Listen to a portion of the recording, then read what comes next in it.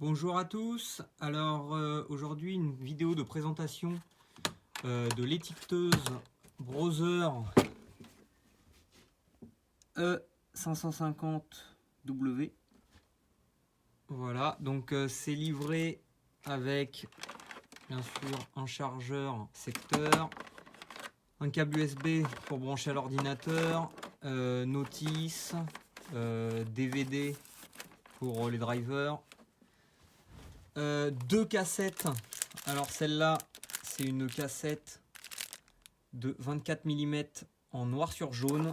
Et j'ai déjà installé dans la machine une cassette de 12 mm en noir sur blanc. Et il y a une Dragon aussi qui est livrée avec. Voilà l'arrière de la machine. Donc on peut voir la cassette que c'est du 12 mm, noir sur blanc. Si on veut ouvrir l'arrière, il suffit d'appuyer ici et de soulever. Donc cette machine est livrée avec une batterie, mais on peut aussi bien sûr y mettre des piles. Et ça c'est vraiment une très très bonne chose, un très bon point fort sur cette machine. On ne sait jamais, ça peut servir.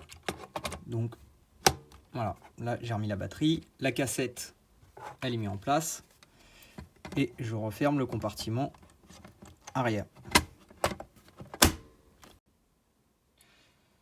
Donc pour ce qui est de la machine, on peut la recharger avec l'adaptateur secteur ici. On peut la brancher à l'ordinateur ici. Et le ruban sort ici. On va la démarrer.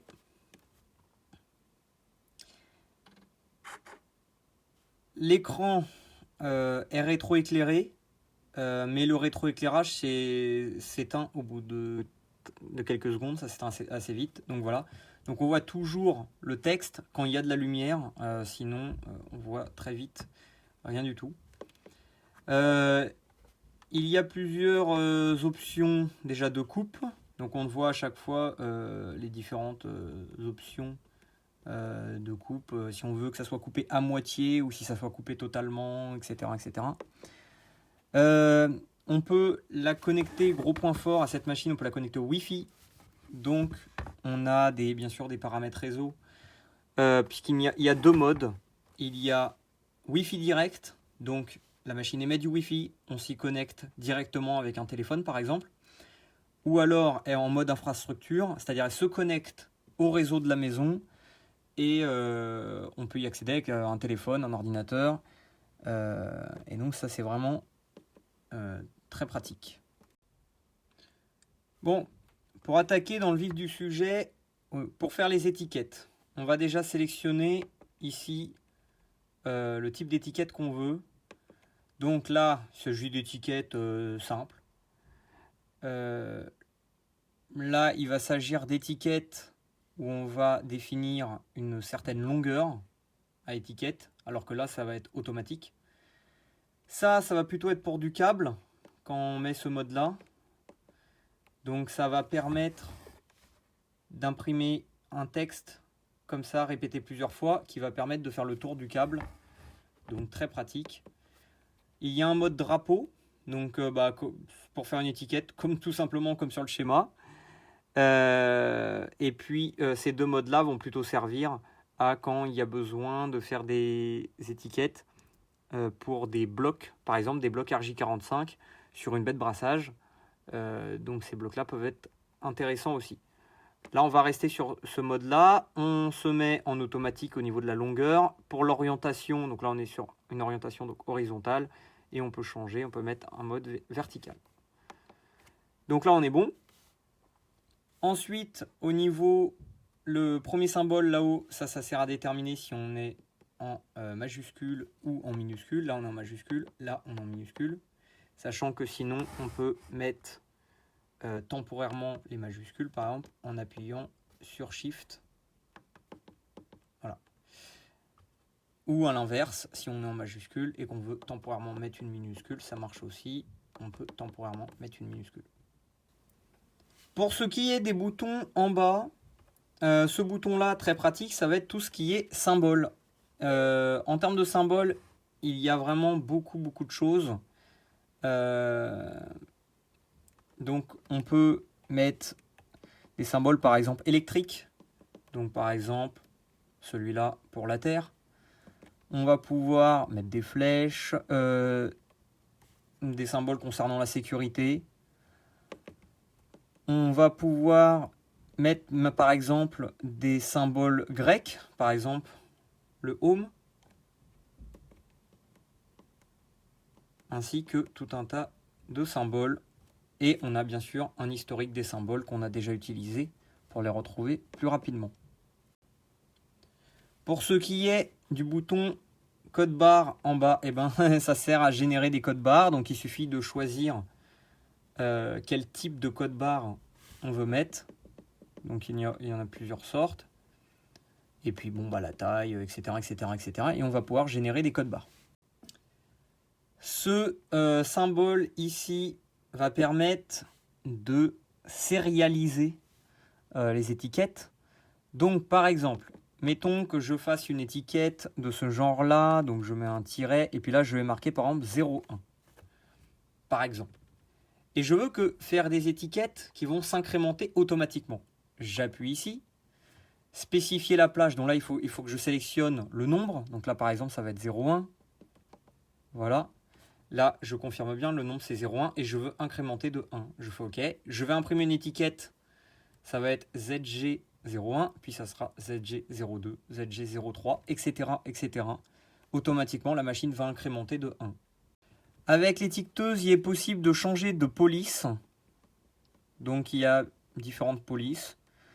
Bon, je vais rester personnellement sur celle qui est par défaut. Au niveau de la taille, on peut choisir la largeur, le style, etc. Si on veut être en alignement à gauche, à droite, justifié, centré. Et si on veut un cadre autour du texte. Donc c'est très pratique puisqu'on a une visualisation donc, des différentes possibilités. D'ailleurs, en parlant de visualisation, si je marque un texte et que je veux voir ce que ça donnera avant d'imprimer, il y a la loupe. Ce qui me donne la largeur de l'étiquette, donc là c'est fixe, c'est du 12 mm, et la longueur va être de 28 mm. Maintenant, on va en venir au défaut de la machine. Alors déjà, pour moi, c'est le rétroéclairage qui s'éteint beaucoup trop vite et c'est pas réglable. Donc peut-être lors d'une prochaine mise à jour, mais pour l'instant, c'est pas réglable et pour moi, ça s'éteint beaucoup trop vite. Le principal défaut de la machine, voilà, c'est déjà éteint. Principal défaut de la machine, selon moi, c'est que à chaque fois qu'on imprime une étiquette, elle nous sort un petit morceau comme ça qui est gâché à chaque fois. J'ai pas vraiment trouvé de solution à ça et j'ai l'impression que ça doit être nécessaire, mais c'est un petit peu dommage. Donc on a à chaque fois un petit bout comme ça qui est gâché. Par exemple, si j'imprime le mot test, voilà comment il s'imprime, sachant que ici on peut le couper. Là, j'ai choisi aussi de faire, par exemple, plusieurs étiquettes. Et on voit qu'on a ce petit morceau qui est là, qui sert à rien et qui fait un petit peu de gâchis. Voilà.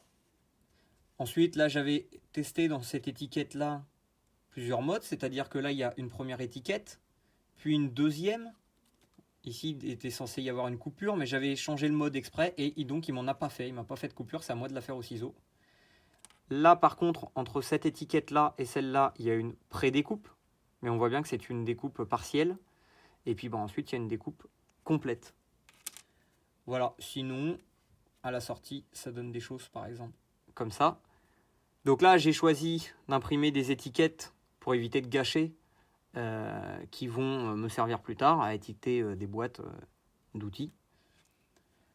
Pour faire plusieurs étiquettes. Donc là, par exemple, j'ai le mot test.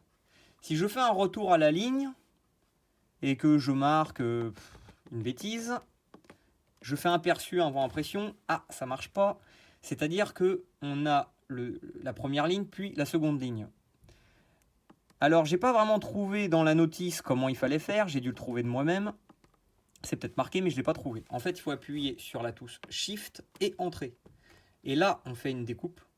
On dit que ça, c'est une étiquette. Et ensuite, on en écrit une autre. Donc là, on peut écrire des bêtises. Et là, par contre, quand on fait un perçu en impression, là, par contre, c'est bien les unes à la suite des autres. Et selon l'option de coupe qu'on aura choisie, on voit ce qu'il va pouvoir faire. Donc en l'occurrence, il y aura la petite chute inévitable, première étiquette, une pré-découpe, deuxième étiquette et une coupe complète. Enfin, une coupe complète à la dernière étiquette. Bien sûr, on peut en mettre autant qu'on veut.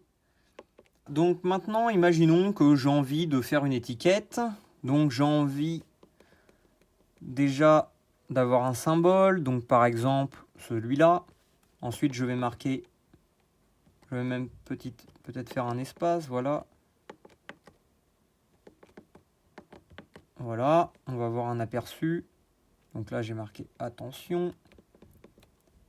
Imaginons maintenant que je veux faire une autre étiquette et que je veux marquer test, par exemple. Et puis, je vais en faire même une troisième. Et je vais marquer danger. Voilà, je peux même revenir en arrière, par exemple, parce que, mettons que j'ai envie aussi à ce niveau-là de mettre le symbole. Donc là, on a vraiment un aperçu de l'étiquette. Là, je peux zoomer, dézoomer. Voilà, donc ça va être l'étiquette comme elle sera imprimée. Et ici, on voit les découpes. Donc là, je suis en option de coupe. Option coupe numéro 1. Donc, c'est parti. Je lance l'impression. Je vais donc lancer l'impression en appuyant sur le bouton imprimer.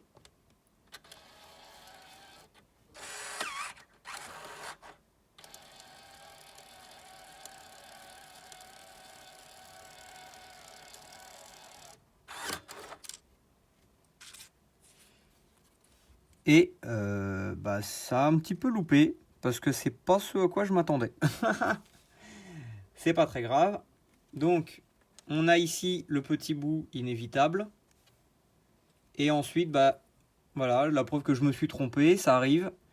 Donc dans l'option coupe numéro 1, je m'attendais à qu'il me fasse une pré-découpe ici, ici.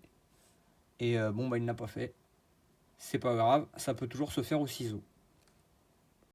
Un des gros points forts de cette machine va être aussi de pouvoir, en plus de mettre des lettres majuscules ou minuscules, ça va être aussi de pouvoir les accentuer.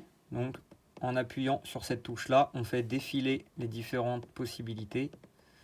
Si je fais un E par exemple, et voilà, on a les différents accents qui passent.